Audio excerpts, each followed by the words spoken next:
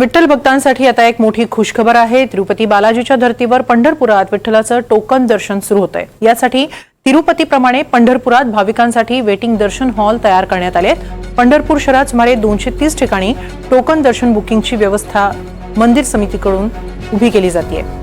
नक्की कशी असणार आहे विठ्ठलाच्या टोकन दर्शनाची व्यवस्था, याचा आढावा घेतलाय आमचे प्रतिनिधी संकेत कुलकर्णी यांनी। जगातील सगळ्यात मोठं तीर्थक्षेत्र असणाऱ्या तिरुपती बालाजीमध्ये जी भाविकांना दर्शनाची सहज आणि सुलभ व्यवस्था आहे, अशीच दर्शन व्यवस्था आता पंढरपूरमध्ये करण्यात आली आहे। त्यामुळे महाराष्ट्रातील जो विठ्ठल भक्त वारकरी आहे त्याला अगदी वेळेमध्ये सहज आणि सुलभ दर्शन मिळणार आहे। टोकन दर्शन पद्धती पंढरपूरच्या मंदिर समितीने अवलंबली आहे आणि याचाच शुभारंभ येत्या 15 जून पासून प्रायोगिक तत्वावर होणार आहे। यासाठी खरं तर आता वेटिंग हॉल जे ते तयार करण्यात आलेले आहेत। सर्व पद्धतीने सुसज्ज असे वेटिंग हॉल तयार करण्याचं काम पंढरपुरात सुरू आहे आणि याच वेटिंग हॉल मधून भाविकांना दिलेल्या वेळेत अगदी काही क्षण थांबून सहज दर्शन मिळणार आहे। ही संपूर्ण व्यवस्था कशी असणार आहे याबाबत विठ्ठल रुक्मिणी मंदिर समितीचे कार्यकारी अधिकारी राजेंद्र शेळके सर आपल्यासोबत। सर, ही व्यवस्था कशी असणार आहे, काय नियोजन आहे? श्री विठ्ठल आणि रुक्मिणी मातेच्या दर्शनासाठी मोठ्या प्रमाणात भाविक पंढरपुरात आता आषाढी निमित्त दाखल होत आहेत। या भाविकांना तासन तास दर्शन रांगेत उभं राहावं लागत होतं।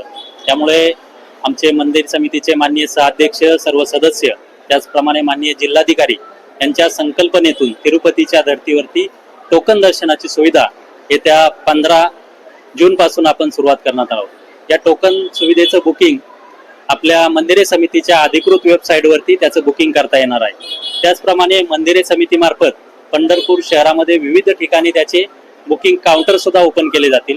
प्रामुख्याने वाकरीचा पालखी तळ असेल, 65 acre, railway stand, ST stand, पत्रा शेड, त्याचप्रमाणे पंढरपुरातील जे 220 मठ आहेत त्या मठांमध्ये सुद्धा आपण ऑनलाईन बुकिंगची सुविधा उपलब्ध करून देणार आहोत। त्यासाठी मंदिरे समिती विविध प्रकारचं नियोजन करत आहे। हे टोकन दर्शनाचा पास घेतल्यानंतर भाविकांनी आपल्या दिलेल्या वेळेमध्ये नामदेव पायरी शेजारी असलेल्या दर्शन मंडपामध्ये त्याची सोय केलेली आहे। वेटिंग हॉल तयार केलेले आहे।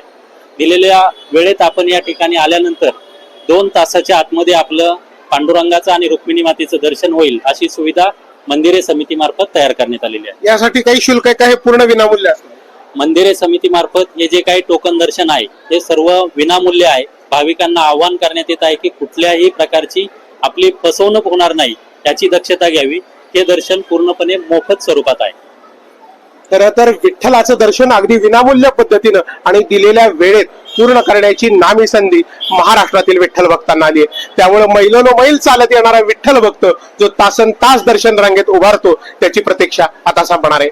व्हिडिओ जर्नलिस्ट राजू मिसाळसह संकेत कुलकर्णी, NDTV मराठी, पंढरपूर।